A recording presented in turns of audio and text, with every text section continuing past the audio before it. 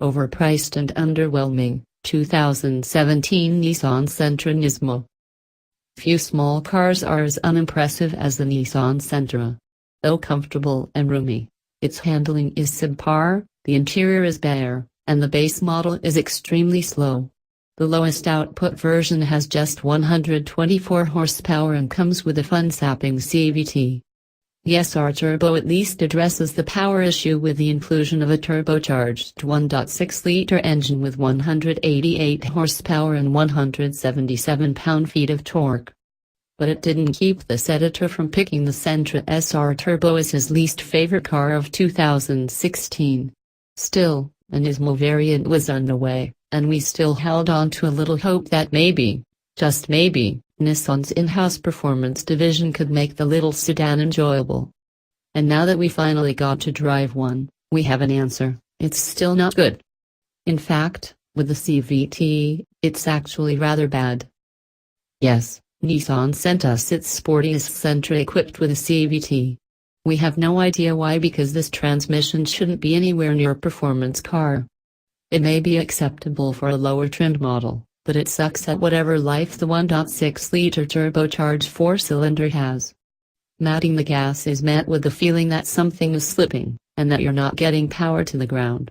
Putting it into manual mode doesn't help either, since the preset ratios aren't fixed. Instead, the transmission can still adjust its pulleys as it sees fit, so you still get an odd rubber band feeling. Long story short, it makes the car feel slower, and makes it hard to tell what the car is doing. Both big no-nos in the performance car world. It's a real shame, too, since the engine actually isn't too bad. It's not the most responsive turbo engine out there, thanks to how the CVT exaggerates the lag in throttle response. But once it makes boost, it pulls with some gusto. We're sure that the available manual transmission would make it more enjoyable.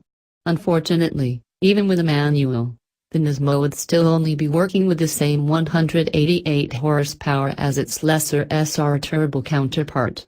To be taken seriously as a sport compact, Nissan needs to give the Sentra NISMO more power. Nissan needs to give the little sedan a limited slip differential, too. Even with just 188 horsepower, it's easy to get the NISMO's inside front wheel spinning by giving it gas in a tight corner. Adding more power without addressing this would make the Sentra maddening to drive. Where the NISMO really differentiates itself from the SR Turbo is with the suspension. The NISMO has firmer springs and dampers, and sits just under half an inch lower than its normal sibling. The result is a Sentra that takes turns with much less body roll.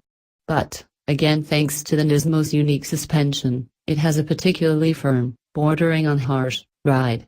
It was bad enough that one of our editors said he would prefer a normal SR Turbo to get that cruising comfort back. The steering is updated as well, and the weight feels fairly nice. Unfortunately, it still lacks feedback, and it isn't as precise as we would like in a performance car. The Sentra NISMO's styling is also a mixed bag. On the outside, the little Nissan gets some more visual excitement in the form of more aggressive front and rear bumpers, deep side skirts, a lip spoiler, and new wheels. The lower bodywork features red accents.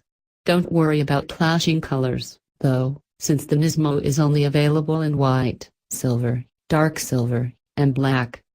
Some of us in the office find the new look to be rather handsome, particularly in the darker hues.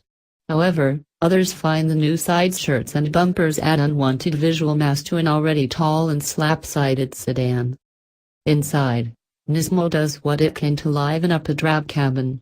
Faux carbon fiber, NISMO badges, red accents, and suede cover most every surface.